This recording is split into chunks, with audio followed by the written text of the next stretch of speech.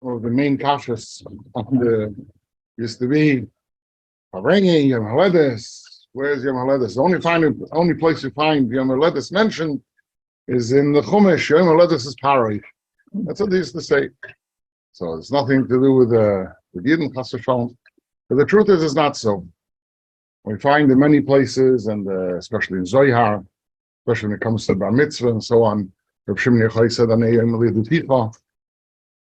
the day of Bar Mitzvah, it brings down the pasuk from Tehillim, the day of the birthday is very important. Befrat, over the years, the Rabbi stressed so much how much it's a day of Cheshbon HaNefesh. The Rebbe put it in the very first sefer which the Rebbe printed. So he wrote on there on the date of Alef Nissan, even though this is still during the time of the Frierdiker Rebbe. He wrote on the day of Alef Nissan on his own birthday that he quotes from a letter of the Frierdiker Rebbe. The day of the birthday is Ala Adam, his boy date, or Halas, if for a nice of the person has to come and seclude himself and bring into his memory and remember all the different things that has happened to him, as he has done during the year. Tikun, Yisakin, whatever has to be fixed, he has to work over it, he has to fix them. And that's one of the main focuses of a birthday. I could say over the years, the Indian of Yom Haledes, of birthday in general, evolved slowly and was nizgale, was revealed to people, the Hasidim, in different ways. In the beginning, it was kept very secret, and people didn't know. Even Lamoshel, the day of Chai Elul, the day of the birthday of the Baal Shem Tov and the birthday of the Alter Rebbe, was very hidden. The Baal Shem Tov used to celebrate his birthday, Chai Elul, with his Talmidim, with his Chavraya Kaddish. But more than that, Baal Shem Tov didn't. It didn't continue on, as far as we know, in an open way. And the Rabbeim during generations, they didn't celebrate the birthday openly. In fact, we find the Frierdiker Rebbe writes in his diary. I mean, it's amazing when you look at what the Frierdiker Rebbe wrote. I mean, the amount of knowledge and history which he got from the Frierdiker Rebbe is just amazing. Because when he was 9 years old, his Melamed at that time, his name was Reb Nissan Skablo, and his Melamed, Reb Nissan, suggested to him that he should write down everything he sees, everything he hears, son of a Rebbe. And so from when he was 9, he started writing down everything which he saw, which he heard, and seemingly a lot of what he thought also. As for 60 years, the Frierdiker Rebbe was in Stalag when he was 69 and a half. But basically, for 60 years, he was writing his memories, his the Zechronos, and so on. And such an amazing amount of information that the Frierdiker Rebbe gave us, of Lubavitch in general, of the life of the older Rabbeim, his father especially. So he writes that one year on Chav Cheshvan, which is the birthday of his father, the Rebbe Rashab, the Rebbe Rashab sent his Misharis, his helper, to ask him, he should ask permission to take off a few hours from his learning. His Melamed at that time, this is after his Bar Mitzvah, his Melamed at that time was called Rashbat, from Shmuel B'Tzalel. And he asked him if so Rashbat asks the Frierdiker Rebbe, do you know why your father needs you? He said, no, I don't. And he gave him permission, and he went. And the Frierdiker Rebbe told him, and the Rebbe Rashab told the Frierdiker Rebbe that today is his birthday, and he wants to tell him a mimer. But what was more interesting even, that Yud Beis Tammuz, which is the Frierdiker Rebbe's own birthday, the Rebbe Rashab also called him in. And he said to him, he wants to celebrate his birthday, his son's birthday, with his son. When he went back, after seeing his father, he went back to his Melamed, the Rashbatz. Rashbatz asks him, why did your father want to see you? He says, my birthday. So he says, So the Malamed says, the Hashpat says, birthday, Yom Haledes is Oicha Inyan. Birthday is also Inyan. So, no, but the Friedrich didn't answer him. He just heard. The next time he saw his father, he tells his father, this is what my Malamed said. Yom Haledes Oicha Inyan. So the Rebbe Rashab just answered, Nicht al Seveser. He doesn't know everything. Yom Haledes is Oicha Inyan. Yom Haledes is a Inyan. That was the way that conversation finished off. And so the Yom Haledes was celebrated secretly through the years until it was Nisgal, until it was revealed. On the very last birthday of the Rebbe Rashab in this world, in the year Tofresh Pei, corresponds to the Rosh year of 1920, actually probably 1919 because the year changes later, but just before 1920. So the Rebbe Rashab told the Friedrich Rebbe, on your Yom Haledes and your birthday, you should say Chassidus. Every year, the Rebbe Rashab would say a mimer privately for the Rebbe Rashab, before the Friedrich Rebbe. So he said, your Yom Haledes, you should say Chassidus. Hashem should help you, that you should be able to say Chassidus, and it should be the Chesed u'Berachamim, with kindness and with mercy. Says the Friedrich Rebbe, it took 7 years. What was meant by that? In the year 1920, the Rebbe Rashab passed away, and the Friedrich Rebbe became Rebbe. And 7 years later, he was arrested, he was put in prison by the communists, and he was released on his birthday, Yud Beis Tammuz. So that was the B'chesed of Berachman, with kindness and with mercy, that the previous Rebbe was let out of prison, and from that day on, he started to say Chassidus publicly in a Farbrengen, celebrating his Yom HaGeula, his Chag HaGeula. When the Rebbe, this Rebbe, went to Paris in 1947, Tafshin Zayin, he went to Paris to pick up his mother after the Second World War. It's well known that the Hasidim in Russia used the opportunity because the Russian government had imprisoned so many different Polish citizens, and they sent them deep into Russia, and many of them didn't survive. And after the war, they said anyone who's Polish could go back to Poland. But they were pretty embarrassed because there was a lot of people who died, a lot of Polish people who died. So they didn't want to make it so obvious. What they said was not only the Polish citizens could go back to Poland, but anyone who's married to a Polish citizen could also go. Even a Russian citizen who's married to a Polish could also go back to Poland. And that left a very big loophole. So they realized, the Hasidim realized, this is a chance. You can make fictitious marriages and pretend that you're getting married to a Polish citizen, and that way you get over the border. Not only that, they also managed to get hold of a lot of passports from people who had died, Polish people, and they used this opportunity to be able to escape from Russia. A number of unbelievable stories which happened there. Actually, my father-in-law, Rabbi Gurkov, from Montreal, he was then a boy of like 10 years old, something like that. He remembers that quite well. They escaped in 3 main trains. They used to call it in Russian Ashalon. And it was in 3 main train journeys that they took. One was Yud Kislev, second one was Yutes Kislev, and the third one was on Hanukkah. The fourth one, unfortunately, did not make it through, and the number of Hasidim who were on there got arrested, or Medal Futafas, and who else? Lashansky. A number of, I can't remember now, all the names. Very famously, Mendel Futafas is one of those who was arrested, and he sat in Siberia for 9.5 years, 8.5 years. Anyway, so in this major escape of Lubavitcher Hasidim from Russia, the Rebbe's mother also escaped from Russia.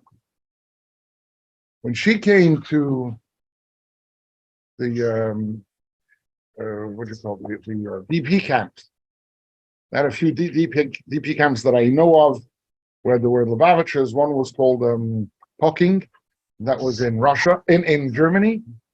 And there was another one, my father-in-law tells me he was a place called Hallein, which was in Austria, not too far from Vienna. There were others also, but those are two that I know. And the Rebbe's mother was in this place called Poking in Germany. And later, they were able to help them escape or cross the border to Paris. Whoever was able to get to Paris. I don't know exactly how the papers worked at that time, but the Rebbe's mother was able to get a visa to Paris. And then the Rebbe himself, he wasn't yet Rebbe, he came in 1947, Tashin Zayin, he came to Paris to help his mother get the visa to come to New York, and also to help her move. He came to greet her. So the Rebbe was there for a few months. He definitely came before Purim, I'm not exactly sure when. And I know that they got back to New York, and the Rebbe arrived in New York the same day he had arrived the very first time, which was Chavkas Sivan. So the Rebbe was quite a few months in Paris. During the time that they were waiting till the visas were processed and whatever goes on in that time, so the Rebbe's mother told Hasidim that the Rebbe's birthday is Yud Alef Nissan. And she suggested to the Hasidim, if you want, ask the Rebbe to Farbrengen on his birthday. In the beginning, the Rebbe didn't want to Farbrengen until he had finished all of the CDs, all of the papers which had to be done. The Rebbe didn't want to Farbrengen with them. Even Purim, he didn't want to Farbrengen at that time, because he said he's busy with focusing on getting the paperwork done and so on. But after he had done everything he could do, then it was just a matter of waiting for the process to go through. So then the Rebbe agreed to Farbrengen. So on Yud Alef Nissan, the Rebbe agreed to Farbrengen. Chassidim asked him Farbrengen. He said, "Yeah, it's a good idea." How old was the Rabbi then when it was Farbrengen? How old was he? Which birthday was it? It's a good question. Let's figure it out. 40 There or was so? born Zion. There was one Samach base. There was one 1902. This is 47. This is 45. What's his 45th birthday, probably? 45. Okay. Probably, yeah. And the Rebbe Farbrengen, what exactly the Rebbe spoke about in that Farbrengen, I don't know. The Rebbe looked very, very young. Yeah. The Rebbe always looked younger than he was. Yeah. And the Rebbe Farbrengen, I didn't hear any details in that Farbrengen, what the Rebbe said. The last Farbrengen, which the Rebbe had in Paris before he left, they say a few more details. But the Rebbe Farbrengen. Anyway, so but since then, from then on, we don't know of any Farbrengens till the Rebbe became Rebbe. The second Yud Alef Nissan after he became Rebbe was Tafshin Yud Beis, 1952. And that was the Rebbe's 50th birthday. So the Rebbe gave out a list inviting about 20 people to come inside his room, and he said for them privately a maimer. Maimer began with the pasuk Hashem Safos Tiftach was the capital of the Rebbe from that year. Yeah. And the Rebbe said the maimer. Then the Rebbe said a short sikha about going to different shuls to Chazer Chasidus. And it was very important for the Rebbe that people should Chazer Chasidus in different shuls. Apatzas Hamayana spreading the wellsprings of Chasidus, which is the Rebbe's big stress all the years, because we want to make sure Mashiach should come as fast as possible. And we know that it says, Mashiach told the Baal Shem Tov, that's when Mashiach will come. So when your wellsprings will spread out. So the Rebbe, all the time, all the years, is always pushing that people should spread Chasidus, go to shuls and talk about Chasidus and so on. So the Rebbe here also on his 50th birthday, after saying a maimer for these people, the Rebbe pushed them that they should make a extra effort that people should go around and Chassid Chasidus. And he said the Bachrim who are going away for Pesach should give in a list of all the places where they will be for Yom Tov, and which shul they chazed Chasidus on the first day of Pesach, on the second day of Pesach, on the Shvi Shel Pesach, and Achar Shel Pesach. The Rebbe wanted a detailed list where they planned to be and where they actually were. From then on, from the Rebbe's 50th birthday till the 60th birthday, there was no real open celebration from the Rebbe to cover his birthday. But later, for the Rebbe's 60th birthday,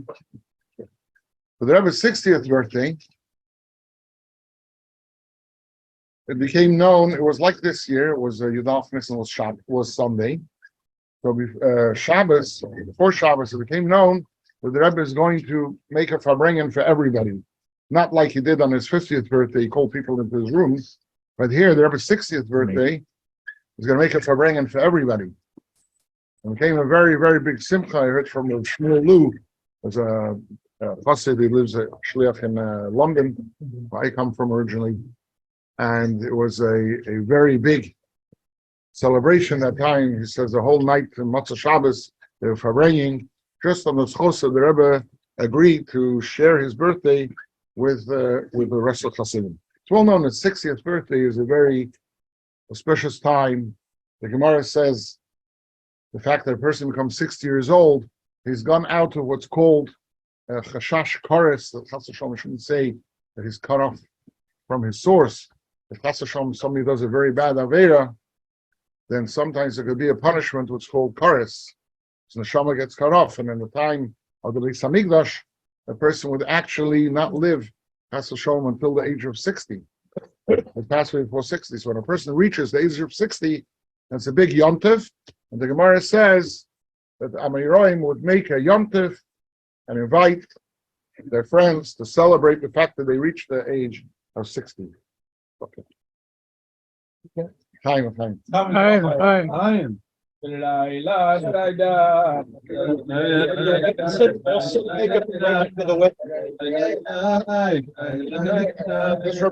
the Rebbe modeling something. He generally tried to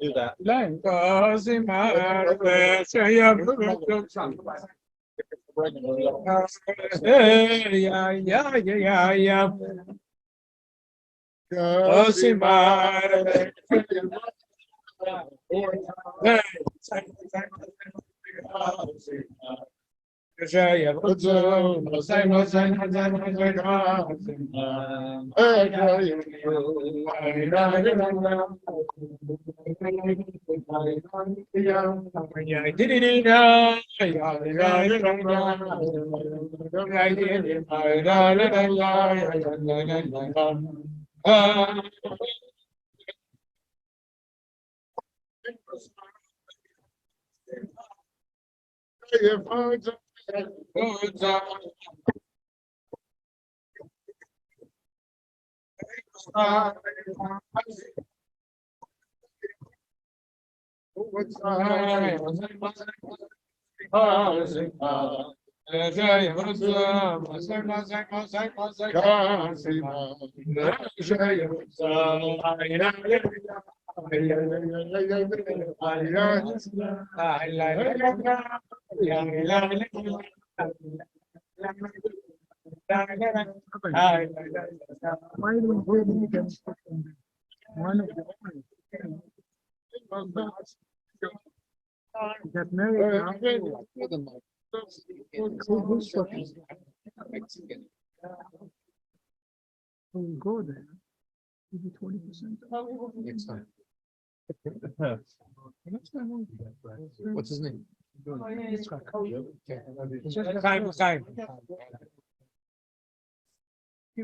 it from that there instead of Kasson Azar. Chaim, L'chaim, Livrocha. 60 because of the Yidden in Mitzrayim, because whoever was over the age of 20 during the midwinter. Oh, that's the reason for Karas being to 60. I never heard of that. Sounds interesting. That's what I'm thinking. All right. I don't know. I never heard the reason why Karas is 60. And Maybe that's Would not back the to reason sure. they want, that's the reason why maybe they won't. Sounds interesting. He finished already, came back. Actually, I wanted to tell you another interesting point, going back to Toshin Zayin, 1947 in Paris. When the Rebbe was there, he's Farbrengen with the Hasidim. So one of the Hasidim asked the Rebbe, is it possible that the previous Rebbe, or at that time the Rebbe, does he really know us? Does he care for us? Does he, you don't feel, having just come out of Russia there was no connection really between the people in Russia and the Frierdiker Rebbe. He moved first to Poland, and then he moved to, when the World War started, he moved to America, he moved to New York. So they felt there's no connection. They said, does the Rebbe really know us? Does he have a connection to us? So the Rebbe told them, let me tell you something which I myself witnessed, and you'll see how much the previous Rebbe cares for you. He said the Frierdiker Rebbe was quite weak, as you know, as the years went on, and he needed a lot of medical attention. And people would have a nurse come in and so on to give the Frierdiker Rebbe an injection or something, whatever it was. And one day, this is early in 1947, or the end of 1946, and the doctor or the nurse wants to give the Frierdiker Rebbe his shot, which he's supposed to give him, and he sees the Frierdiker Rebbe is like not paying attention. He's like as if he's not here. She got scared. She had never seen such a scene, so she went to call someone from the family. So the Rebbe went in. The Rebbe says he went in to see what's happening, and he saw that the Frierdiker Rebbe he's not fainted or something. He's just his you could say advekus, a tzaddik. Many times you have a case where the neshama goes up and he's in a different world right now, like he's doing something. He's not like he's not in charge of himself. He's just in a different world. So the Rebbe said, I told the nurse on my responsibility, leave him alone, come back later. And the Rebbe said, I went back inside the room to see what the Frierdiker Rebbe is doing. And he says, I hear the Frierdiker Rebbe saying quietly to himself, Oz Yosher. To say every day in davening, but he's saying Oz Yosher. And he said Oz Yosher again and again, I think it was like 3 times, until he finished the whole Oz Yosher. And then he said, oh, Baruch Hashem Adur. Baruch Hashem, they got through. That, says the Rebbe to these Hasidim, that was a time that your first train got through the border, from the Russian border through to the Polish border. And he said that was the time. They were terrified. The Hasidim who went on the trip were terrified. Some of them said vidui, confession, before they went through. They knew either they got through or it's their end. They were terrified. They say the Tfilah Saderech that they said on that train was, we should daven like that on Yom Kippur. It was his tears and the way they were davening, just the Tfilah Saderech. But Baruch Hashem, they got through, and the Frierdiker Rebbe was davening for them on his end. He said Oz Yosher again and again, and they finally, Baruch Hashem, they got through. So the Rebbe says to them, you see, the Frierdiker Rebbe is thinking about you the whole time, even when you don't know about it. So don't worry, the Rebbe knows who you are and worries about you and he takes care of you and so on. Anyway, we get back after the 50th birthday. For the next 9 years, there's nothing really openly that we know about the Rebbe celebrating his birthday. But on the Tashon Lamed Alef, 1971, Tashon Lamed Alef, the Rebbe came back from the oil. The Rebbe would go to the oil always on his birthday. And the Rebbe came back from the oil, and somebody told me he saw himself, or Shalom Chartanov, he told me he was right there. The Rebbe was washing his hands at the end of the corridor in 70. And as the Rebbe was drying his hands, or as he finished washing his hands, he turned to Rabbi Grona, and he said there'll be a short Farbrengen after Mincha. A surprise Farbrengen. And the Rebbe came down to the shul, started the Farbrengen. He started with a mimer. First he told the Bachram who had just arrived. In those years, Bachram would arrive, called the Klutza, we call it. Till today they call it Klutza. The Bachram who arrived from Israel to learn by the Rebbe for a year. And they would come, in those years, they would come from Pesach till after the next Pesach. Later years, they changed it from Tishrei till after the next Tishrei. So the Rebbe said the Bachram who had just arrived should say L'chaim. Some other Bachrim, not just from Yisroel, but also Shluchim from Australia who had just arrived to say L'chaim. And then the Rebbe started to say a Maimer, the Yoim Ashdei Asar Yoim, which is the Nasi of today. You know that the first 12 days in Nissan, we say the Nasi, which is which carbon each Nasi brought into Chanukah Samishkan, the dedication of the tabernacle in the desert. And each Nasi had his day. So on the 11th day of Nissan is the carbon of Asher. So the Rebbe began a mimer with this passage, B'yoyim Ashdei Asher Yom, on the 11th day, Nasi Livnei Asher, the Nasi for Asher. The Rebbe brings on the Medrash that Asher, every name of the Shvatim was in the name of the Geula, and the Asher, Ki Yishruni Bonais, the Yidna praised, and the idea that the Yidden have accepted and they praise Hashem, which Asher Yishu Secha, and now all of Sukkim. The idea of the praise, the Yidden get praised, and that has to do with Geula, the great redemption, which will be, and then all the nations of the world will praise the Yidden. Nowadays, not all the nations of the world look at the Yidden in the right way, but when Mashiach will come, everyone will praise the Yidden. So that's one of the Midrashim explaining about the carbon of Asher. So the Rebbe spoke a mimer about this.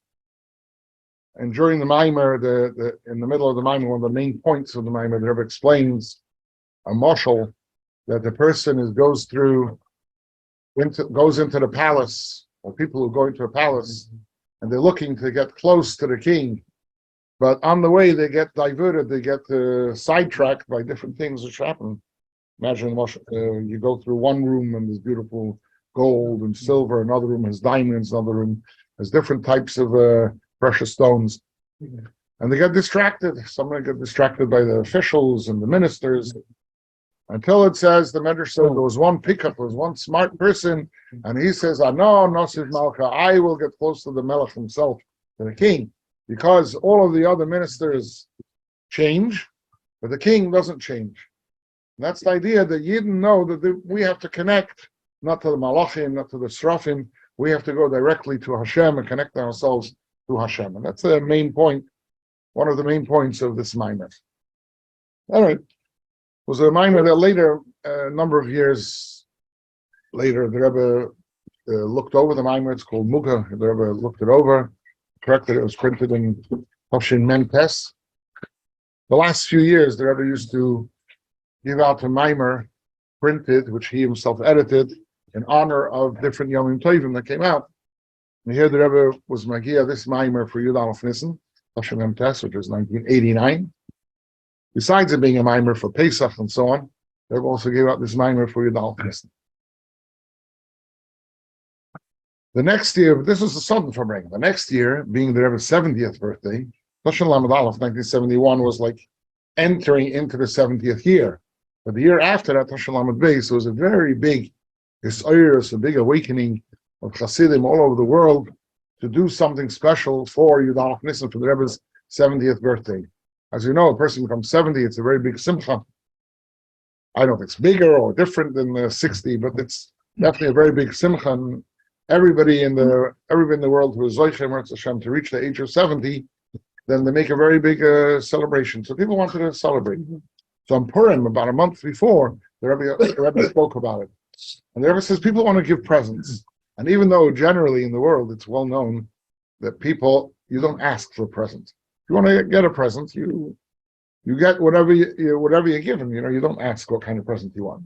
On the other hand, when you want to give a present, you want to give something which the person who's receiving it will be happy with it.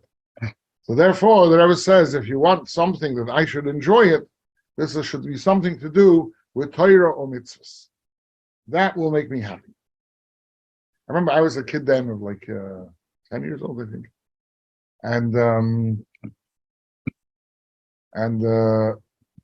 In my class, my teacher put together like what could we give the Rebbe as a present, and he counted how many amudim of Gemara we had learned. We haven't even learned 70 blot yet. It was only in the second year of learning Gemara. He counted 70 amudim, 70 one side pages of Gemara, and we learned that over Chazda over in honor of the Rebbe's 70th birthday. And then he wrote a letter to the Rebbe saying what we had done. Sometime later, maybe it was after Pesach, I'm not sure, that we got a notification that the Rebbe was sending a Tanya personally for every single child who had done something like Alef Nissan. A Tanya, and in the back would be a letter from the Rebbe. Stuck into the Tanya would be a letter. And actually, the class under us did not get a Tanya, they got a Siddur, and they also got a letter. In the letter, which was stuck at the back of the Tanya, the Rebbe also asked that the Hanhala, the management of the yeshiva, should write the name of each Talmud, so they should feel as if it's personally for them. In the letter, the Rebbe says that you should accustom yourself to be mizboinen, to think in to the fact that Hine Hashem Nitzav Olav, Hashem is standing over you, and the whole world is full of Hashem's honor. Hashem searches the kloyos, the innards of a person, in his heart. If you're serving Hashem as it should be, and therefore you have to stand in front of Hashem, the aim of Yira, in fear and trembling, just like someone who's standing in front of a king. You have to realize how serious it is. You're always, all the time, standing in front of Hashem. And we have to think about this. You have to be mizvoinen about this, the Rebbe writes in his letter. And he ended off the letter that you should be a good living example for yourself, for your friends, until you'll be able to say, the Rebbe quotes a pasuk from his kapitel Tilim of that year, according to the custom that every year you say a pair of Tilim, which corresponds to the years of your life, always a year ahead. So the first year, somebody will say for you, Kapitel Alef. When you reach your first birthday, they'll say for you, Perik Beis. So this is Kapitel Ayin Alef, Perik 71 in Tilim. So the Rebbe says, Ad Asher Tzedek Aloymer, until you'll be able to correctly say about yourself, you'll be able to say about yourself, I was a sign, or I was an example for many people. And that's the idea of being a dugma chaya, an example of behaving in the right way, so you have an effect on other people also. The class under us, which got a siddur, so in there it didn't quote from the Tanya, they're quoted from a siddur, which it says, the Alter Rebbe writes before Moedani, that every person, while he's still lying in bed, as soon as he wakes up, he should realize that Hashem is hovering over him and watching what he's doing, and therefore he will immediately get up and he'll say Moedani, and he'll get up with zrizus, with alacrity, to serve Hashem as it should be. And the letter also ended off with the same pasuk. You'll be an example for your friends until you'll say, you'll be an example to many people. Anyway, this Farbrengen was a pretty amazing Farbrengen, very frail Farbrengen. People traveled in from all different parts of the world. Sure, they could. Being that it's a few days before Pesach, nevertheless, the Rebbe said that those who are planning to come should make sure that they don't spoil the Yom Tov, because the Yom Tov should be celebrated with one's family. So they shouldn't think, okay, a chassid will go to his Rebbe and forget about, I'm not saying the exact words, the idea, that a chassid will go to his Rebbe and he'll forget about his family, and his family will have to make a seder alone. The Rebbe said that's not the way you celebrate Yom Tov, and everyone should make sure that they'll be able to, him and his family will be able to celebrate Pesach together in the right way. But people flew in from all different places. I know people from England, from Yisroel, and they sent them congratulations from different different places from the president of the United States sent in, and even from the Israeli consulate. I think Rabin was then a consul in the Israeli consulate here in Washington, and he came in to visit the Rebbe at that time. The Rebbe accepted the people in Yechidus. What year was this? 1971. No, 72. 70 years. 72. Yeah, the Rebbe's 70th birthday. The Farbrengen was very, very interesting. Farbrengen, the Rebbe spoke a lot about when a person's born. The reason why a person's born is Adam la'amal yulad.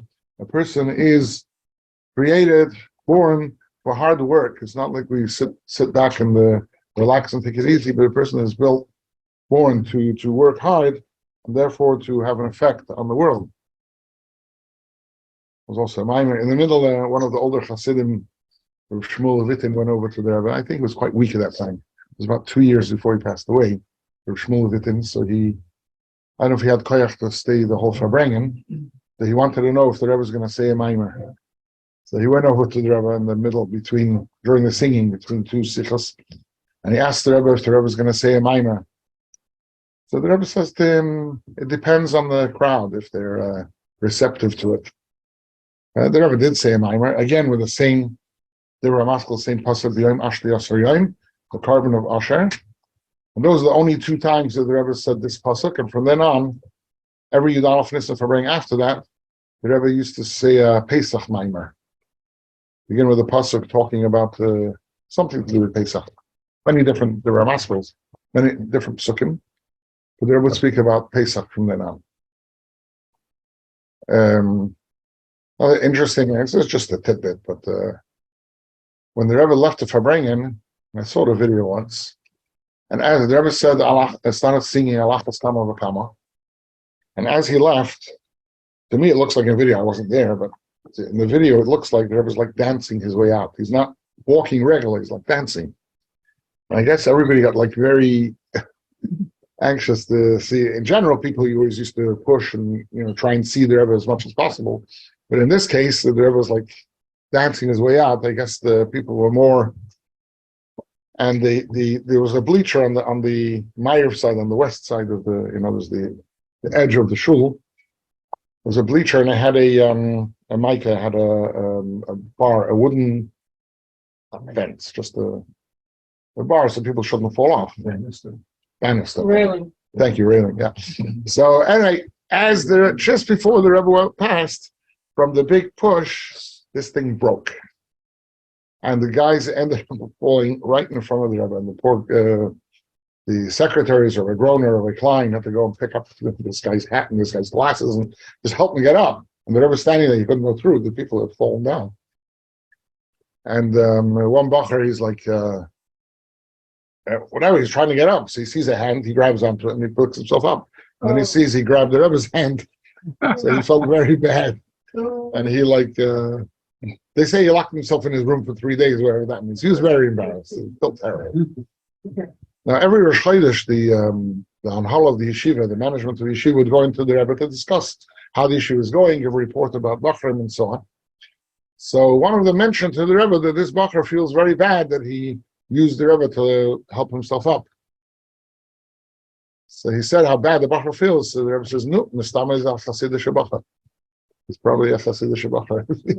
He has those feelings. I thought the non-Hasidim have those feelings. Feelings of guilt and things like that. I don't know. It's using the Rebbe to lever yourself up. You wouldn't like to do that. I mean, You're allowed to do that. What? You're allowed to do that. It's okay. What I'm saying, I'm sure there was no hard feeling from the Rebbe's part, but this Bacher felt that way. In general, Hasidim would try always not to touch the Rebbe, not to get close. I mean, I heard from one of my teachers, I'm going off. This is not Pesach, this is Erev Kippur. And Erev Kippur, the Rebbe would give a bracha only to the Bachrim of the yeshiva. And for the first 10 years, the first 9 years, it was in the Rebbe's room. And then it became impossible. There was no room for the older Bachrim there. And so the next year, it moved out to the hallway just outside the Rebbe's room. I was there for the next 10 years. The last time was Tashin Lamed. It was the end of 69. And it came to a point that it was so tight. So you can't imagine. I was one time in the Zal, after it moved out from there in 71. I moved out to the Zal for the small bits of Medrash, and I was in there, and it was still squashy. I mean, if you want, I'll tell you how squashy it was, but it was really, really squashy. And you couldn't move. I mean, once it was full, you Pasha could not move. But they say in the anteroom in front of the Rebbe's room, they say it was even worse. It was terribly, terribly squashy. So the Rebbe would open the door of his room, but giving a bracha, the Rebbe wants to be in the same room as the people he's blessing. So the Rebbe would take one step out. So the bracha was there, like breathe in and like make an inch of room or something. The Rebbe should be able to step out. So I heard that the Rebbe would, when he would finish the bracha, he would like have his hand on the door. And as he finished, because what happens is, as long as you're hearing the Rebbe's voice, you hold yourself in. But as soon as the Rebbe finishes, so you relax. So the pressure would go the other way. So the Rebbe would hold his hand on the door, and as soon as he finished, he would slam the door closed. And then the people for first Vachim would, fall onto the door, and then they start going out. It says, as the Rebbe came out, he opened the door. One of the Vachim, without realizing it, he touched the Rebbe, and he felt terrible right away. I don't know if he started saying sorry or whatever, but the Rebbe right away, every Kippur he's supposed to ask Mechila for everybody. As soon as he started, the Rebbe said, "Mach nicht, it doesn't matter, don't worry about it." There was very, very, very forgiving, especially every Kippur at such a time. It's anyway, what? Well, all Hasidish. Yeah. I had the schut to kiss the Rabbi's hand. Yeah. Yechidut.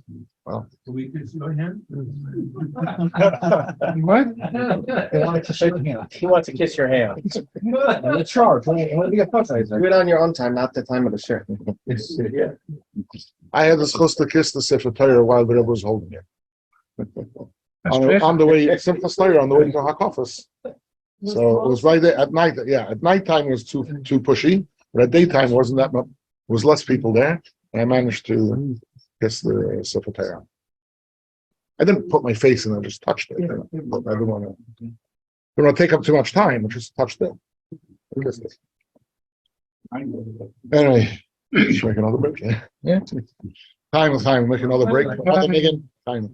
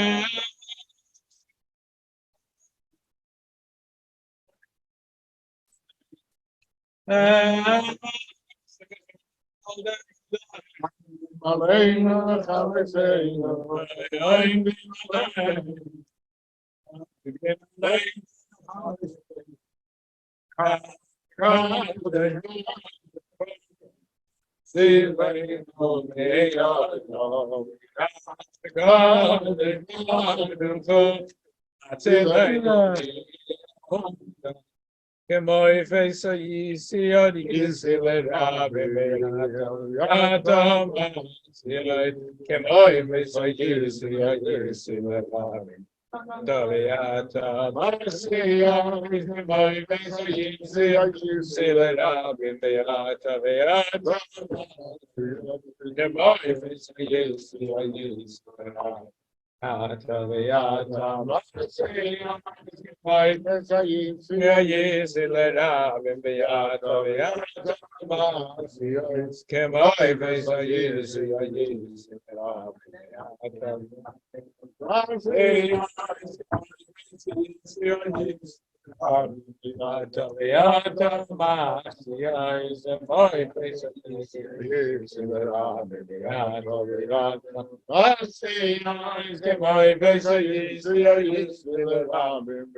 Taviata Marcia, my face, you see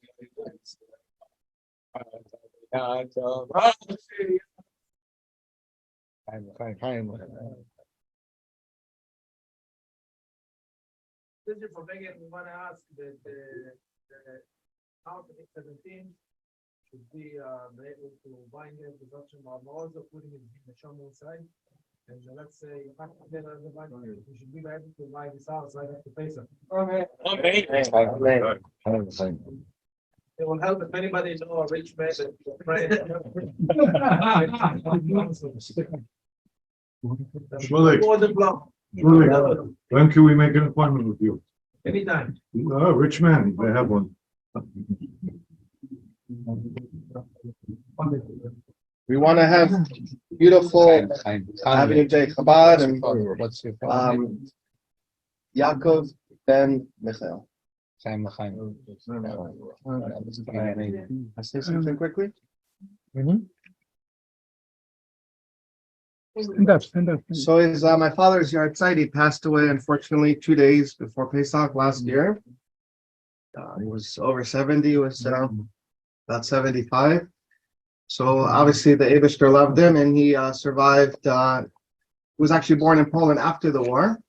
So he moved to Israel when he was very young, and he's a real Israeli. Grew up like in a kibbutz kind of situation, and went to the army and fought the our lovely neighbors in '67, and thank God, defeated them.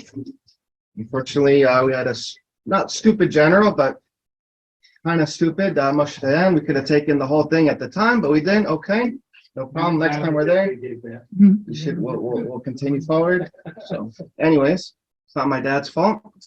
He did what he needed to do, and so as soon as we can, we'll take control in a peaceful way. And obviously, we don't want to hurt anybody, but someone's attacking, you have to fight. So my dad was not a pushover. When we were little kids, there were these people with turbans at the park, and they were starting with us. He didn't let people start. And I think it's a good lesson for us. And Steve Schwartz is on the street, or so. Obviously, we're not starting with people, but we can't back away and be scared too. So, I think also the Rabbi, he was, he was very pro defense and protecting Israel and protecting our local Chabad houses, and so people should be able to defend themselves and to be armed. We had unfortunately some situations recently in different parts of the country, and for whatever reason, Hashem, decided that those terrible things should happen. But we're looking forward to the temple being rebuilt in just a few days here. And looking forward to Pesach and to beautiful Chabad house with a beautiful mikvah and, Sfarim, and that we should have a place, people in Flatbush. There's a lot of people, they're religious, not religious, and it's important that people have a place where they feel comfortable and they feel good and they have a nice place for learning and for davening. And there's a lot of places out there, not going to mention any names, but they just falling asleep. Maybe the rabbi, he's reading the Haftorah, and I understand he wants to do it because that keeps him going, but you need people that are passionate. That was what the Rebbe was saying. We should be so passionate about Judaism that other people should get addicted to it. And I don't want any other kind of Judaism for myself and my family. So I hope that we're able to do that. And last thing about my father is he was a very sweet and beautiful person, and he was always giving and kind and helping and working, and so. Yeah, I'm very sad that he had to pass away. And what he was doing is always making people happy, making people smile and laugh. And it's a very big trade. And, listening to Shirim and trying to learn when he can. And, he had his relationship with God, just like we all do. And that's okay. Everyone has to have their own relationship and do the best they can. And, I hope my dad is not suffering too much and he has a good position upstairs. And Thank you all for coming and the time. Yeah. So was your site tonight? Yeah. Huh? Good day. You want to dedicate something You mean in this one's a the piece. You can do the curtain. I'll do $1,000 for the curtain and That's the amount of money you'll find out later. okay. That's what I can do. I thought you said you were doing the mikvah. I said, we wanted it. I heard you say you're doing it. We're helping. I I'll can put do, I buckets can, of water for the mix. Huh? I'll donate 3 buckets of water for the mix. I can definitely contribute, small amounts of mix and Yeah. everyone will help out. Time. If anyone here is going to the aisle tonight, please let me know. You're going or you're looking to go? Oh, sorry. Okay, I'm not gonna go through each year and, no, we're just to pick out some interesting tidbits here and there. It was actually the next year, Toshan Lamed Gimel, 1973. I'm not sure, I was too young to know exactly what was happening, but there was unfortunately some people who were having some fights, and the Rebbe was very, very upset about it. In fact, the Rebbe wrote out an answer to someone, settled, we call it, and he says, is this a matana for Yudam of Nissan? Is this a present for Yudam of Nissan, these kind of fights? The Rebbe was very upset. In fact, one of the Rebbe's secretaries, Rabbi Nissan Mendel, was in by the Rebbe's room. He used to come every few, I don't know how many days a week he would come, and the Rebbe would dictate letters to him. So when he finished, one day the Rebbe said, okay, I'll see you Erev Pesach when I give up matzah. The Rebbe used to give up matzah to everybody in Erev Pesach. That was until the Rebbe had his heart attack, and then he stopped. Instead of giving out to everybody, the Rebbe would give it to the koil, and the koil would give it out to everybody. It took the pressure off the Rebbe. Anyway, so the Rebbe says to him, I'll see you Erev Pesach when you give up matzah. So Rabbi Nissan Mendel says to the Rebbe, why not Erev Pesach? Why not you don't listen to Farbrengen? The Rebbe said, how can I Farbrengen when such things are happening? In the end, the Rebbe did decide to Farbrengen. One of the reasons was, the Rebbe said, or the main reason was, why should people all over the world know what's happening over here? So, when you're listening to a hookup, as those from 1970, there were hookups we would hear, every time the Rebbe spoke on weekdays, we would hear it overseas. So when you're hearing, you don't realize what's happening there, and the Rebbe was speaking, and then they were singing between the sichas. But actually, what I heard from people who were there, the Rebbe did not encourage any singing whatsoever. Even the new song which they made for the Rebbe that year, Yifrach B'Yomav, the Rebbe did not encourage the singing. And even at the end of the Farbrengen, the Rebbe would usually start the song. Instead of encouraging the crowd, the Rebbe would just look down, started the niggin, and then walked out. And he didn't encourage the crowd. The Rebbe answered L'chaim privately, but he didn't encourage the singing for everybody. So the Rebbe was upset with what was going on. Anyway, what else? There was also a mimer then. I remember a Pesach mimer. But then from then on, every year there was a Pesach mimer on the. It's also an interesting thing to note. I guess it also started because of the hookups, because they would hear the Rebbe speaking all over the world. Every Erev Yom Tov, the Rebbe would Farbrengen, and people would be able to hear a mimer and sichas about the coming Yom Tov in the whole world. And this started on Toshan Lamed Alef, 71, especially 72, 73, continued, started to be every Erev Yom Tov. Because this is more to do with Pesach than with Yudam of Nissan. The Frierdiker Rebbe's Rebbetzin Muhammadina, she lived upstairs in the previous Rebbe's apartment the whole time, for 20 years. She lived 20 years after the passing of the previous Rebbe. So she would, so to speak, invite guests to come every Yom Tov. They would always have every Yom Tov meal, they would have at least a minyan sitting at the meal. On the second night of Pesach, after the Seder was over, the Rebbe would go downstairs to the big shul and to make a Farbrengen, and he would talk about the Haggadah. As it's written, you must saprim mitzias mitzrayim chaloi salayla. Haggadah says that the great sages would talk about the Haggadah the whole night. So the Rebbe would speak about it the whole night. Of course, it's after Afikoinen, so you're not allowed to eat or drink anything. So it would be called what's called a dry Farbrengen. That's the second night? Does that The count? second night. Does that count? I know. That would call it a dry Farbrengen. No eating, no drinking. No, it's basically no eating, no drinking, just nigunim and Rebbe's explanations. That's good for lipids. This was the second night of Pesach? Second night, fixed. At what time? Like 2:00 in the morning? 1:30 in the morning was a set time. 1:30.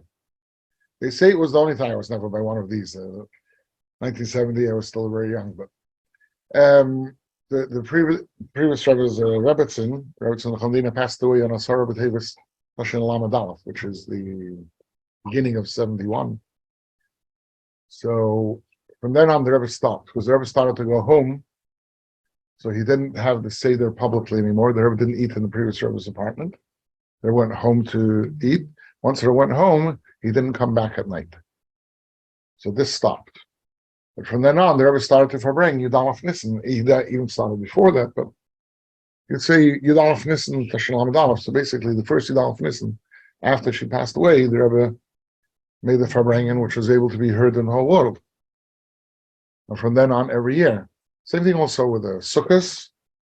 There was it's actually nothing to do with the previous Rebbetzins passing, but actually it got very, very crowded inside the Sukkah. It got a dangerous situation, and that year, Hashin Lamed, one of the bleachers in the Sukkah, which was very makeshift and very not very safe, one of them collapsed. It fell onto Rabbi Marlo's foot.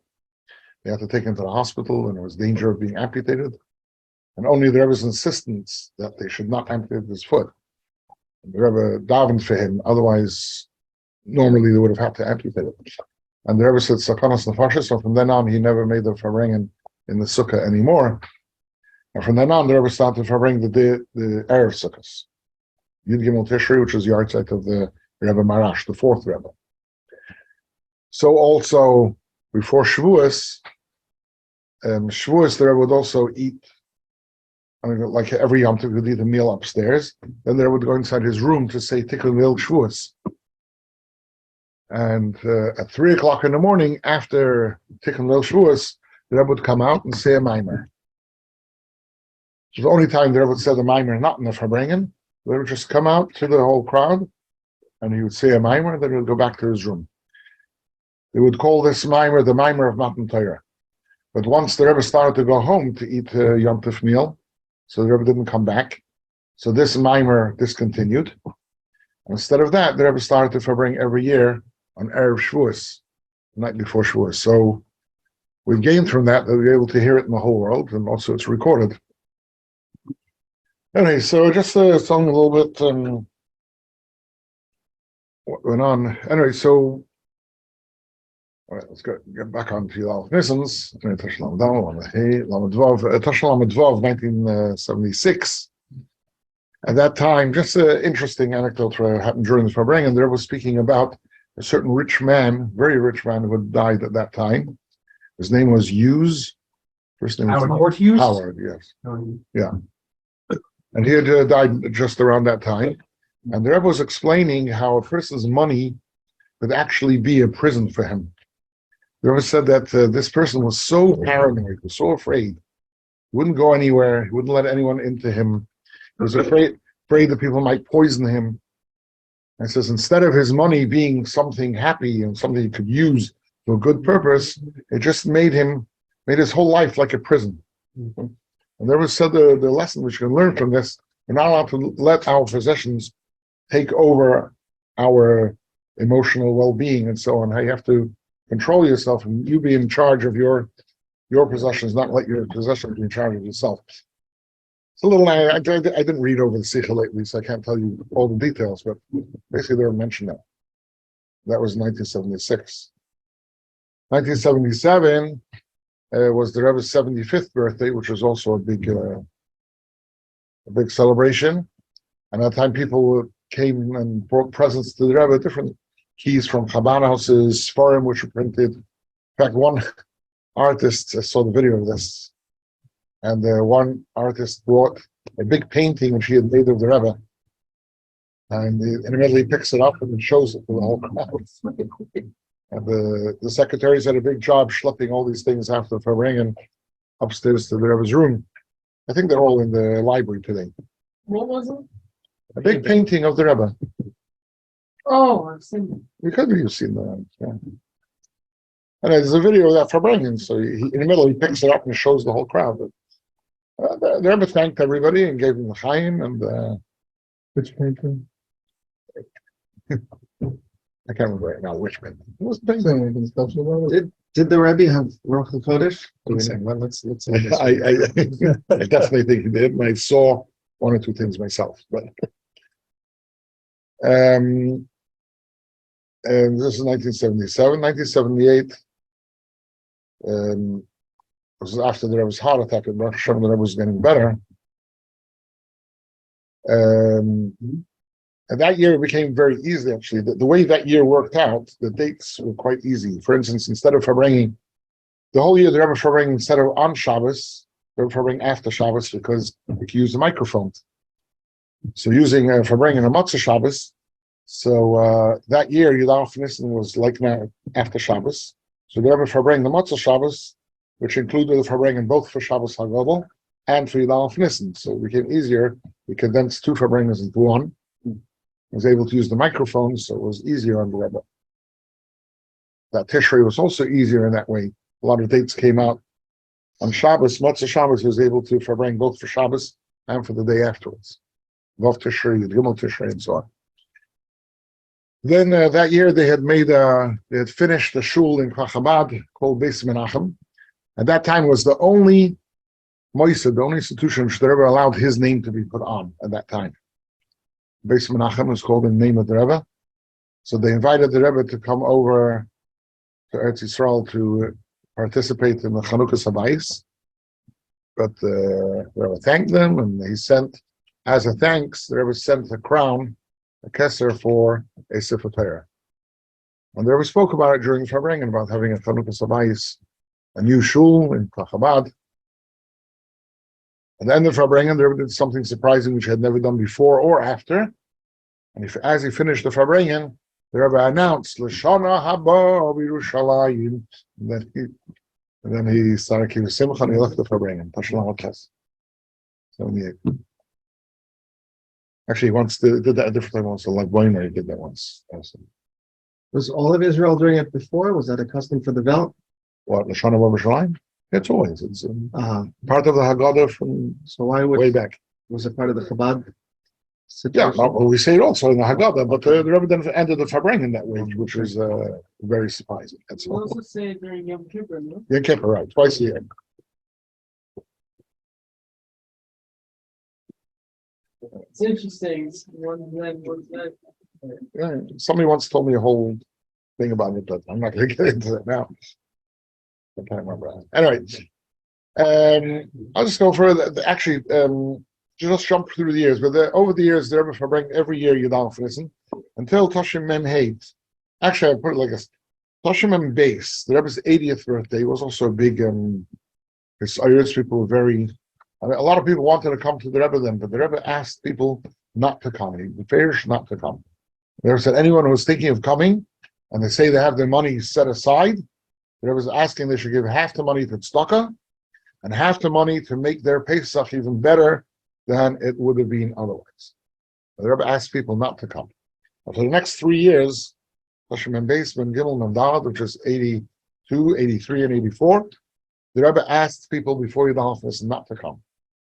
The interesting thing was, at the end of the Farbrengen Tashim Mem Beis, 1982, so the Farbrengen itself was very long.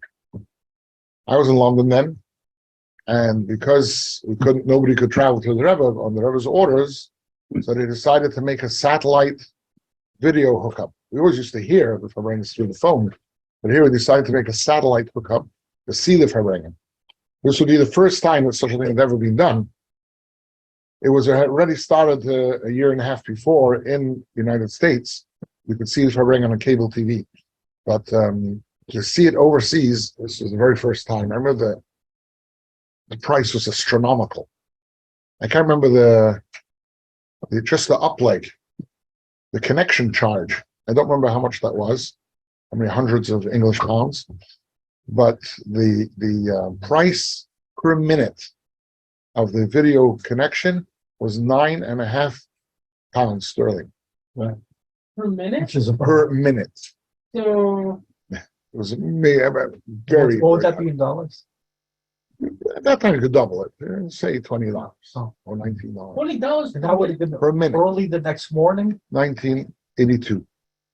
What, Yeah. Oh, the time difference. yeah, I know London is 5 hours Right. ahead, So we would always start the Farbrengen 2:30 in the morning. so it would be 7:30 in the morning. in 2:30. London. No. Oh. 9:30 here. 9:30 here. Here is 2:30 2:30 there. a.m. in yeah. We would always get up to 2:30 in the morning to hear German talking. yeah, but it's In Israel, it was easy. It was 4:30. $20 Yeah. per minute? And in 1982, people earned less per week. How long would you watch it for? There's no cell phone. They went to one place to watch it. They went to the show. Oh, everyone went to, sure, we went to Lubavitch house. We watched over there. A bus came from Manchester, and I think a bus even came from Paris. Oh, To watch the Farbrengen in London. They didn't do it in Paris. No, this is the only place which has done it that year.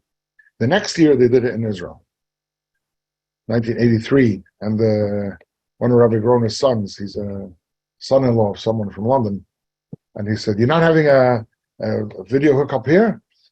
Well, we just did it last year. It was so expensive. We couldn't watch the whole Farbrengen. After 2 hours, somebody came on and said, the money's out. I mean, they charged everybody £10 to come in to watch. But after 2 hours, they figured out the money's over. So people started pulling out from their pockets wherever they had, dollars, francs, whatever it was. One of the people in charge showed me, he said, look what people gave. It was like any currency, whatever they had, they pulled out. They managed to pay for another hour, and that was it. The Rabbi knew it was being broadcasted. He acknowledged it. Probably. And if you want, I'll tell you something about that too. But we watched 3 hours, but the Farbrengen itself actually took 6 hours. The Rebbe finished Farbrengen at 3:30 in the morning, and then the Rebbe announced that as a thanks to everyone who had come, it was still one of the fullest Farbrengens ever in 770. Which one? The Yudalfnis in 1982. There's only 2 Farbrengens, as they say, actually filled the whole shul from one end to the other. That was the Rebbe's 30th anniversary of becoming Rebbe, Yudshvat, Tashim Mem, which was 1980. And there was 80th birthday, 1982. They filled the whole shul from one end to the other. They actually had prepared to put closed circuit TV outside, people should to watch. It was too windy. They couldn't do it. It wouldn't stand. And they could hear everywhere. We continued to hear the Farbrengen, but we couldn't watch anymore. But after that, the Rebbe said, as a thanks to everyone who had come, the Rebbe said he's going to give a Tanya. And for an hour and a half, the Rebbe gave Tanyas to all the men. Was it Red Tanyas? Red Tanyas. And then, when the Rebbe finished, in the beginning, the Rebbe was standing, but then the Rebbe sat down. It was too hard for him to stand the whole time. And when the Rebbe finished giving all the men, the Rebbe said, Ki v'simcha seitzu, like that. Everybody should leave. All the men should leave. And then the women came in, and the Rebbe gave all the women Tanya. So the Rebbe finished like almost 6:30 in the morning. Wow. Mamish working physically. They made a minyan for Kriyas HaTorah Monday. They made a minyan for Kriyas HaTorah in right away. The Rebbe went home for a few hours. The Rebbe came back. Then they went to the oil that day. The Rebbe came back from the oil. The Rebbe made another Farbrengen. Because tomorrow night, Yud Gimel is the yard site of the Tzemach Tzedek. And the Rebbe said one of the reasons he's making Farbrengen because somebody had called Russia, and when he called Russia, they told him the end of the Farbrengen. It's a few hours earlier. They said the end of Farbrengen. I said, so why are you Farbrengen? The guy in New York asked the guy in Russia, why are you Farbrengen? What do you mean? So the Tzemach Tzedek's yard site. So the Rebbe says, if they're Farbrengen in Russia, for sure, you have to Farbrengen here. So the Rebbe made another Farbrengen. You know, you watch the video of that Farbrengen, the Rebbe started to, at the end, the Rebbe started singing Alachas Kama V'Kama. The Rebbe's clapping over there so strongly. You cannot believe it's a man who physically was just working for the last 36 hours, like just physically working. It's amazing. And that person just became 80 years old, physically working from Sunday morning until Monday evening. Amazing. Anyway. With the standing for hours. I don't He think knew there's who he such was a thing working as for. retired. Well, at the oil, he would stand there. He never sat down with her. I knew who he was working for. Working for us. Working for Hashem. Yeah, but working for us. His work for Hashem was working for us. Yeah. If you love Klal Yisrael, Yeah, you, the Rebbe's love for Klal Yisrael was unparalleled. Anyway, for the next 3 years, the Rebbe asked people not to come. But 1985, the Rebbe didn't ask people not to come anymore. People said it was because that was the first Siyam Harambam. A year before, in 1984, the Rebbe asked that people should start learning Rambam. And the Siyam came out that Yud Alef Nissan was the first Siyam Harambam. The Rebbe made a Siyam Harambam. And that's probably the reason why the Rebbe did not say not to come. But the Rebbe started one of the Sikhs by saying, it's hard to understand how can you make a celebration for a personal man, for one person. Why are we celebrating a birthday of one person? And the Rebbe brought an example from, they say there was a Rav in a certain town who was very small in stature, skinny, whatever, short. So somebody once asked him, how are you a Rav of such a big town if you're so small? So he said, I am small, but the chair, the benkel, the chair is big. In other words, the position is a big position. The Rebbe says he doesn't accept this honor on his personal account, but for the whole movement of Lubavitch. That's how the Rebbe accepts this this honor, and therefore the Rebbe takes it not as an honor, but as a responsibility. That's how the Rebbe always took it. The Rebbe always used these words when Prime Minister Begin came to visit the Rebbe in 1977, the first time, just after he became Prime Minister. So he visited the Rebbe. The Rebbe also said, I accept the honor. You could listen, it's recorded. I accept the honor of this visit, not on my personal account, but on account of the movement of the Lubavitch, who was dedicated for centuries to disseminate Torah, Chassidus. But this happened to be the last Yud Alef Nissan Farbrengen. The next year, Tashim Vav, 1986, the Rebbe said he's not going to Farbrengen. Now, why? The Rebbe didn't say why he's not going to make a Farbrengen on this day. But the feeling was, speculation, but the feeling was it had to do because of the court case of the Sfarim at that time. And felt like the Rebbe doesn't want to celebrate his own birthday at such a time. It's hard to say, but that was the feeling. But from then on, the Rebbe didn't Farbrengen Yud Alef Nissan, even though he continued to Farbrengen for the next 2 years on Yud Gimel Nissan. But not on Yud Alef Nissan. But the Rebbe did give a bracha. What happened was from the Rebbe's 70th birthday, maybe even earlier, Hasidim would give the Rebbe a bracha on honor of his birthday. And the Rebbe would answer by saying a few words. And as years went on, the bracha became longer and longer. In the beginning, it was just like a minute. But in 1986, it was quite a long bracha. The Rebbe answered. And also 1987. But from then on, it became longer and longer. After the Rebbetzin Chaim passed away, in 1988, the Rebbe stopped Farbrengen in the weekdays completely. But Yud Alef Nissan that year, the Rebbe spoke actually both nights, the night before Yud Alef Nissan, like last night, and the night after, like tonight. The Rebbe spoke on both nights, the Sikha. The Rebbe started saying Sikhas after davening, standing at his place, but not Farbrengen, as we per se. The Rebbe would only Farbrengen on Shabbos. So And holidays too? yeah. The end of each holiday, the Rebbe Farbrengen, wash before Shkia, before the Yontif finished, and continues the Yontif into the night. Somebody said something before, and I went to the refresh was one thing, and then something else. Somebody said.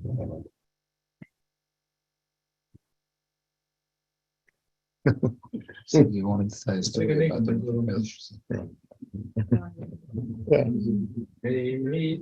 Jim Gaelton, maybe Sama, Pedison. I may try and lay out on the way, so what the Pedison is. Try and lay out on the way, so what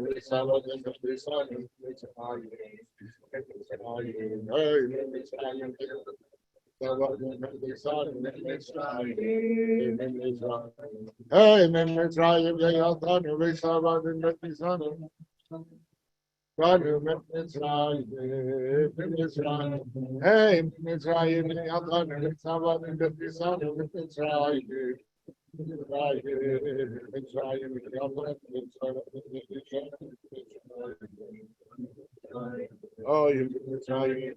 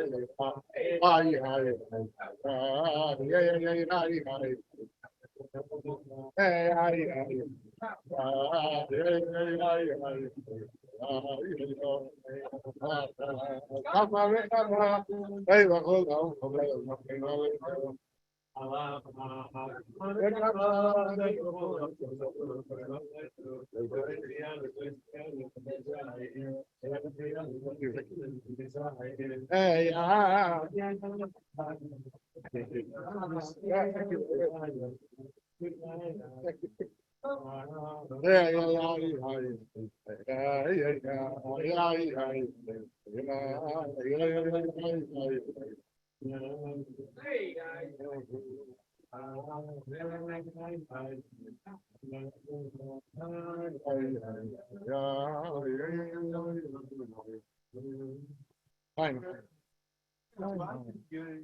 You mentioned that after a certain year, Farbrengen post-Yontif was starting to be televised. I remember seeing a video of the post-historic Farbrengen. It was either 79 or 80 that was televised. Not just young.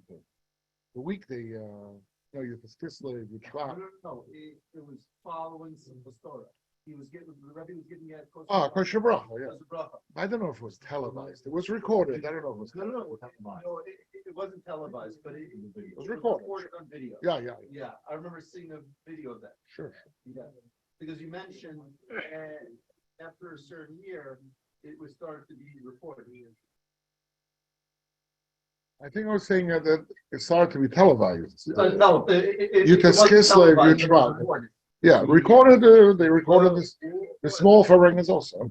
Was that 79 or 80? Probably later. Was recorded. Kosher bracha was later, a lot later. It was. I remember it was either 79 or 80. It could be somebody took, Could be. personally, but Okay. Fair enough. but as a fixed thing, I think it only started at 87 actually. So, okay. I have seen from 82, 81, 82, one or two I have seen. Anyway, in general, the idea of Yudam Nissan becoming Yom started slowly, and like I mentioned right in the beginning, the idea of birthdays being celebrated took time till it got in. And actually, after the Rebbetzin Chaimushka passed away, on her next birthday, which is the 25th of Adar, the Rebbe said that in memory of her soul, the Rebbe is requesting that everyone should start to celebrate their birthday, not just till then was the minhag of having an aliyah Shabbos before birthday, and remembering, having his beinunus, remembering what you've done and what needs to be fixed and so on, but to actually make a Farbrengen. The Rebbe actually connected it to this week's Parsha Shmini. And at the end, this week's Parsha talks about the kosher animals, not kosher animals. And then it says at the end of the Parsha, Lahavdil bein hakodesh u'ben hachoil, to separate between holy and not holy. So the Rebbe said something to the effect that we know that Shabbos is holy, Yom Tov is holy. For that, we don't need a special separate pasuk to tell us to separate between the holiness. We already know we have the mitzvah of Shabbos. We have to sanctify Shabbos when it begins, when it ends, and so on. So also on Yom Tov. But there are times when you have a weekday, and the weekday itself has to become holy. How can you sanctify a weekday itself? The Rebbe said that's the idea of Farbrengen, that you take a time which is generally weekday, it's not holy, mundane, and that you make that kodesh, you sanctify that. And the Rebbe said through the idea of Farbrengen, and the idea of Farbrengen, if everybody will make a Farbrengen on their birthday, then you're sanctifying a part of a weekday, a regular day, and transforming it into something holy. When you didn't get together, and then it's oyer, and they become aroused to do ad and Torah and mitzvahs and tzedakah and so on, then that itself adds in the sanctification of a weekday. And that, says the Rebbe's explanation in this pasuk, lahavdil ben hakodesh u'ben hachoil, to separate between holiness, which is taken from the weekday, and make that holy. And the Rebbe asked, in memory of the Rebbetzin, if everybody could accept upon themselves this new idea of celebrating their birthday. And that's for everyone in general. And the Rebbe himself would also, in a certain sense, will celebrate his birthday. And the Rebbe appreciated very much when people would write in the different hachlatas, the different good decisions which they accepted on themselves in honor of the Rebbe's birthday. The Rebbe really appreciated it.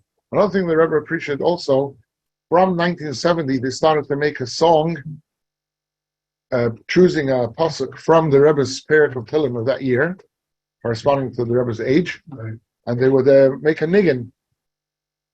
And it's still done till this day. If you go to 70, you'll see the Bachrim. The Bachrim are always You know what's singing a the niggin. here? I don't know this is. You know? You know it? He's a I'm he's a still Kari getting Bachar. bizarre on it. My brother only sent it to me. I didn't manage to learn. I heard it last night for the first time. I didn't manage to learn it yet. But every year they make a niggin, and the Rebbe's are really appreciated of it. The first year they did it, 1970, they actually didn't do it in time for the Rebbe's birthday. They did it on Shavuos. Came, and my father told me he was visiting the Rebbe then, and by the Yom Tov meal, the Rebbe was still eating upstairs in the previous Rebbe's apartment. So one of the Rabbonim who was there says to the Rebbe, I know they made a niggin on the Kiyel Akim Shiatzin with the tune of Dayenu. So may this really be Dayenu enough for any of this Golos, and may Sheikh come already. Amen. Anyway, you said about Rosh Hashanah, there's one or two things. When's your Personal birthday? thing. My birthday, Dala Thomas.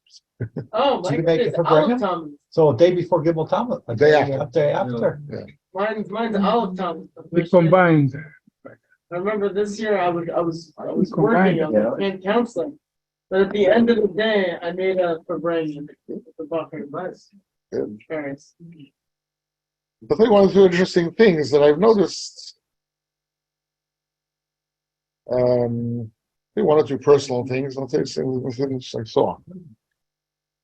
There was one Farbrengen was Simchas Torah. It was the Simchas Torah actually before the court case of the Sfarim. And the Rebbe did some very unusual things during the Farbrengen. It's Farbrengen, Simchas Torah night, before Hakafas. And the Rebbe suddenly took his cup, and the Rebbe finished it off, turned it upside down, and then he started holding the cup upside down, and he was showing it to all sides. Most of us didn't know what the Rebbe meant. But Rabbi Khan, who's always used to catch on what the Rebbe means, realized the Rebbe wants everyone to turn over their cups. In other words, to finish them and turn it over. And the Rebbe was going like this. The look in the Rebbe's eye was amazing. I've never seen such a look. It was like looking at everyone. And everyone was like, everyone finished the cups, they turned it over. Then the Rebbe started explaining why. And the Rebbe says, we know in the Beis HaMikdash, it says that the windows of the Beis HaMikdash were, it's called shkufim atumim in the pasuk. It says they were narrow on the inside and wide on the outside.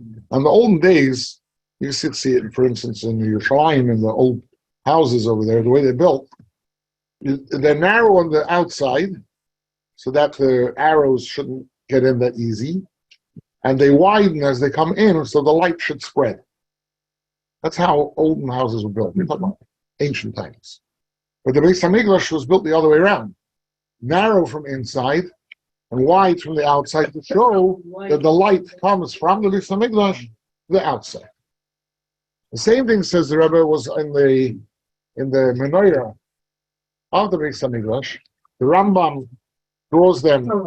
Well, it's another issue, but the Rabbi makes them slanting, not round.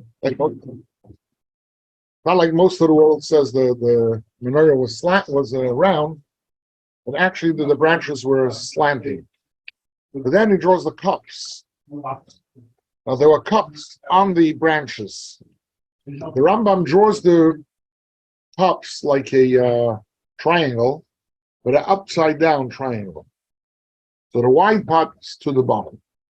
The Rebbe says this can't be just so happened, because he wouldn't have done it 48 times. The whole menorah, the way the Rambam diagram, actually there's two diagrams, one for the Sefer of the Rambam and one for his explanation of Mishnayos. And both of them have it the same way. The diagonal branches and the cups are an upside down triangle, to show that the cups were upside down. And the Rebbe says, what's the reason the cups on the menorah upside down. And the point was also to show that the hashpah, the sustenance, flows from the Beis Hamikdash to the outside. So the Rebbe says the same way over here. Now we have to turn over our cups to show that the sustenance should flow from here to the outside world. As the Rebbe said. Next to me actually was singing Rabbi Shimon Hecht, who was standing right next to me during that Farbrengen. And as the Rebbe says that, he goes, "What?" He's never heard such explanation. And there was sitting there, and with a cup in his hand, and he's explaining it. It was backwards and He forwards. wasn't in the props. He wasn't a dramatic speaker. He props all the time. Oh, the Rebbe, no. No. He always kept his hand under the table. Yeah, so this was an unusual thing. Very It was a prop.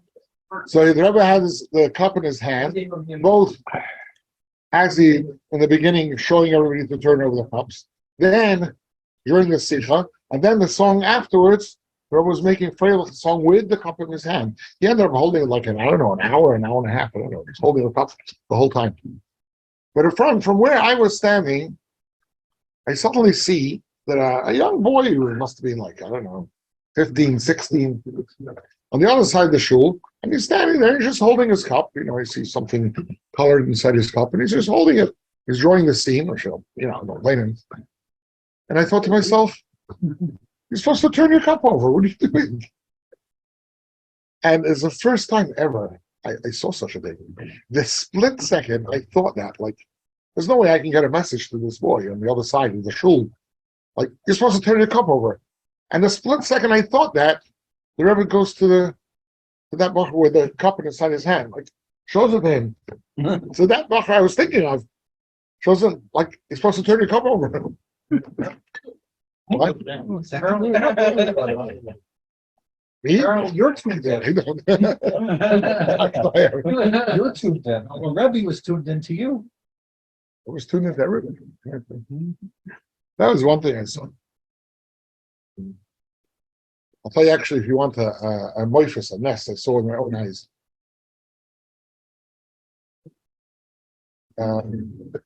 It was the night beginning Shmini Atzeres.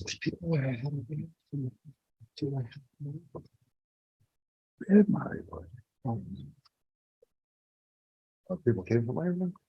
What happened? Yeah, I know, but did people come extra from Ireland? I don't know how many people didn't daven Mara there. I didn't. Didn't have Mara. We got I- 6 who haven't davened? I didn't. The only place you find a media now is the Six Center. Yeah, I know, but I'm saying if we have here. 6 that have. Yeah, well, you're Israel. There are 2 Maras on the block. Oh, so you have 6 people. You want to have a line? Yeah, let's do it. Yeah. Same. Because Everybody you need to bet. How many, yeah, One more What? story about Okay, one more story. One more story. and then, yeah, whoever lost for bread, so. Okay, so one more story. So this was as Simchas Torah begins, Shmini Atzeres. The first night, and I was saying my place opposite, on the right side of the Aron HaKodesh. The Rebbe's place is on the right, mine was on the left. And opposite me, I see where the older people were standing that a Hatzalah came. And somebody was not feeling well, and they carried him out. I'm telling you, I saw his face. His face was like white, like this plate. I mean, white. And they carried him out in a stretcher with oxygen. And they came out. Later, we heard he had a heart attack. His name was Rabbi Yisroel Leibov. He was the head of Tzach in Israel. And this is what I heard. I didn't see this part. But they put him into the ambulance. And they told the Rebbe that they have to take him to hospital because he's not feeling well. The Rebbe said, don't take him to hospital because I won't be able to take care of him over there. Leave him here. Let him come to every davening, every Farbrengen, here. Person with a heart condition. I mean, 770, yeah? 770, yeah. That night I didn't see him. Seemingly they put a bed for him in the oil building next door. But from the next day, Shachris, he was there, every davening, every hakafas, the Farbrengen before hakafas and so on. They actually moved apart 2 benches, and they had him in a wheelchair just behind the Rebbe. He was sitting there like this, no koyach. And during hakafas, he was on the Rebbe's davening bima, and he was on the wheelchair. He was mamish like this. In the middle of one of the songs, I see the Rebbe like looking through. The Rebbe's bima was always full of people, not packed, just people there. The grown-up families, the client families, the eunuch families, The Harley. whatever. The actor, people there. And the Rebbe was looking through, and the Rebbe was looking towards Rabbi Yisroel Leibov. He's sitting on the wheelchair. And his face is white. He was sitting there like mamish no kayach. The Rebbe looks at him. The Rebbe starts to clap to him like, it's hakofas, you have to sing. So somebody pokes him. Look, the Rebbe's looking at you. He looks up, and the Rebbe's slapping to him. So he starts to clap. And I'm looking, and this person, his face is white. And I see red starting to come into his face. And he starts clapping with a little more koyach. And I think to myself, wow, the Rebbe's doing a mess here in front of everybody. It was amazing. And the day after Simchas Torah, I saw him walking around. Instead of going to hospital, he got cured. He lived for another 10 years after that, I think. But it was a mess I saw with my own eyes. This one today. So Hashem should help. We should see the bigness. And Hashem should take us all out of Golos, rebuild with Samigdash. We should all be back in the Yeah, who washed? Raise your hand if you washed for bread. Not one, not two, not three, not four. You wash. Not five. You washed, not six. Do we have one more that washed? Any of these guys washed? Anybody washed down there? Do we have 10 that watch? No, we need one more. We have six. You're seven. Not six. So we can see one more. You're seven. Not seven. Oh, you're not seven. We have seven, and we have three that had Mazonos. You had Mazonos? Yeah. And you had a few more Mazonos? Okay, so I'm leading right now. Here Malos Beshuv Adonai and Shivat Sion Kaina Tichomim. As Yimales Kofino Funenu Rigina Azram Agoyim Hidil Adonai Lasan Simele Hidil Adonai Lasan Simanu Farinu Simechim. Ayet Shivat Sion Katikim Anangan. Azarim Bedima Berina Yitaru Alef Yele Batono Sineshet Hazara Oyabo Berina Noamse Alumasaf. So we'll do Simon, and then after we'll do Maria. We could get it. Anybody else?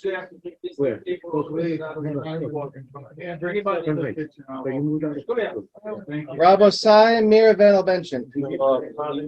Yishem Adonai Begrach Metavid Alam.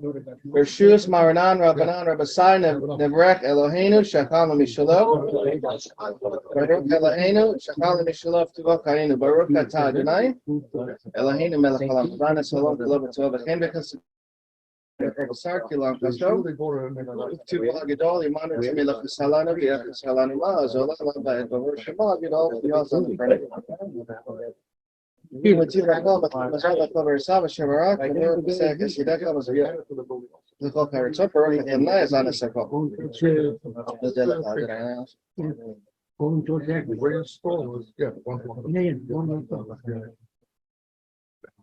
I want to take the right over there.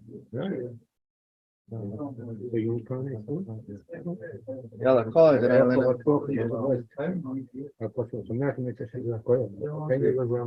Yeah.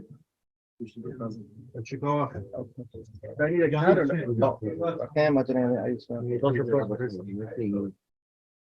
They haven't been there, what, 20 years? 22 years? How's your slip thing? It's again, very Japanese. About the maiden. There's one on your British being her Vemena, Baruch Adonai, B'nai Brakama, B'Shalom, Amen. Baruch Adonai, L'Mephalam, I love you, L'Mephalam, burn it, and it's finished. Beautiful. Nice things and all that.